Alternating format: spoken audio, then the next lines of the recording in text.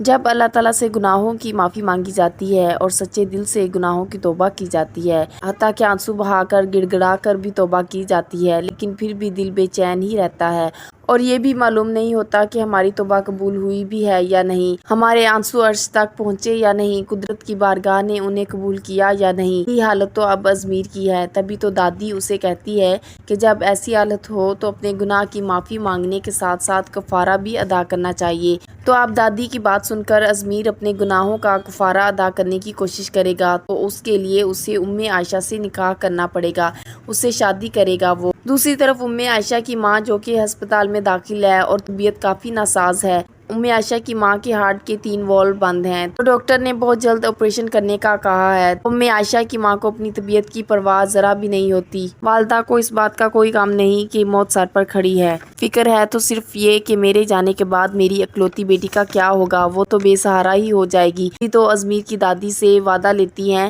کہ آپ میری بیٹی عائشہ کا خیال رکھیے گا، آپ اس کی ذمہ داری اپنے سپرد لیجیے۔ تو دادی عائشہ کی ماں کو تسلی دیتی ہے کہ ساجدہ تم فکر مت کرو، اس طرح پریشان ہوگی تو تمہاری صحت اور زیادہ بگڑ جائے گی، میں ازمیر اور عائشہ کا نکاح کروا دوں گی اگر تمہیں کوئی اعتراض نہ ہو۔ تو ساجدہ یہ سن کر کافی خوش ہو جاتی ہے۔ تو ازمیر کی دادی گھر آ کر اپنے بیٹے سے بات کرتی ہیں کہ وہ ازمیر اور عائشہ کی شادی کرنا چاہتی ہیں۔ تو بیٹا کہتا ہے کہ امی اگر ازمیر کو کوئی مسئلہ نہیں تو مجھے بھی کوئی اعتراض نہیں اس نکاح سے، بلکہ عائشہ جیسی بیٹی میرے گھر میں آ جائے میری بہو بن کر تو میرے جیسا خوش قسمت کوئی انسان ہوگا ہی نہیں۔ اب تو دادی بھی بہت خوش ہو جاتی ہیں اور جا کے ازمیر سے بات کرتی ہیں کہ کیا تم اپنے گناہ کو بھول چکے ہو؟ تو ازمیر کہتا ہے کہ نہیں دادی، اور ساتھ ہی وہ پھوٹ پھوٹ کر رونے لگتا ہے اور کہتا ہے کہ دادی میں نے بہت معافی مانگی اللہ پاک سے، میں پل پل مر رہا ہوں اور پل پل جی رہا ہوں، لیکن میرے دل کو کوئی سکون نہیں مل رہا، میری بے چینی تو ختم ہونے کا نام ہی نہیں لے رہی،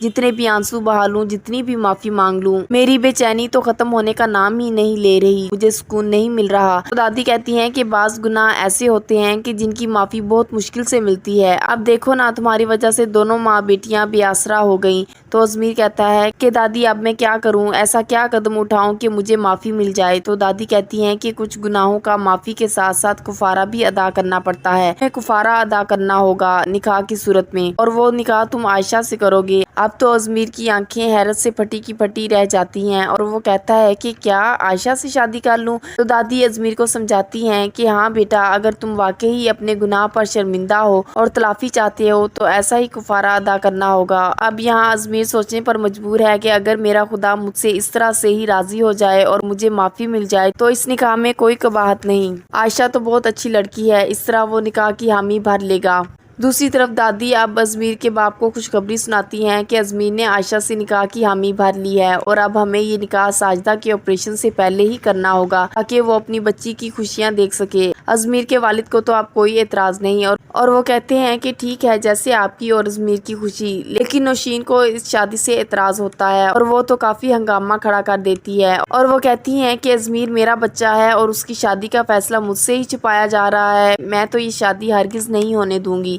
لیکن یہاں پر ازمیر جو کہ اپنے گناہوں کے بوجھ تلے دبا ہوا ہے، وہ تو اب یہ نکاح ضرور کرے گا کیونکہ وہ سچے دل سے توبہ کرنا چاہتا ہے، سچے دل سے معافی مانگنا چاہتا ہے۔ اب عائشہ اپنی ماں سے ملنے آتی ہے ہاسپٹل اور اس کی ماں عائشہ کو خوشخبری سناتی ہیں کہ تمہارا اور ازمیر کا نکاح ہونے جا رہا ہے، مجھے خالہ نے کہا کہ وہ ازمیر سے تمہاری شادی کروانا چاہتی ہیں، دیکھو بیٹی تمہارا نصیب کتنا اچھا لکھا ہے، تمہارے صبر کا پھل اب تمہیں ملنے جا رہا ہے، میں نے کبھی سوچا بھی نہیں تھا کہ تمہاری شادی اتنے اچھے گھر میں ہوگی۔ یہ بات تو سن کر عائشہ بس روتی رہی کیونکہ وہ تو بس اپنی ماں کی طبیعت کے لیے فکر مند ہے، وہ کبھی بھی نوشین کی بہو نہیں بننا چاہتی جس نے اسے اس نازک وقت میں بھی نہیں بخشا اور اس پر چوری کا الزام لگا دیا اور اسے کہیں کا نہیں چھوڑا، تو کیا اگلی زندگی میں وہ اسے تنگ نہیں کرے گی؟ عائشہ یہی سوچ سوچ کر پریشان ہوتی ہے لیکن ماں کے فیصلے کے آگے سر جھکا دیتی ہے، اس لیے تو وہ ہاں کر دیتی ہے۔ ماں کے آپریشن سے پہلے ہی عائشہ اور ازمیر کی شادی ہو جائے گی،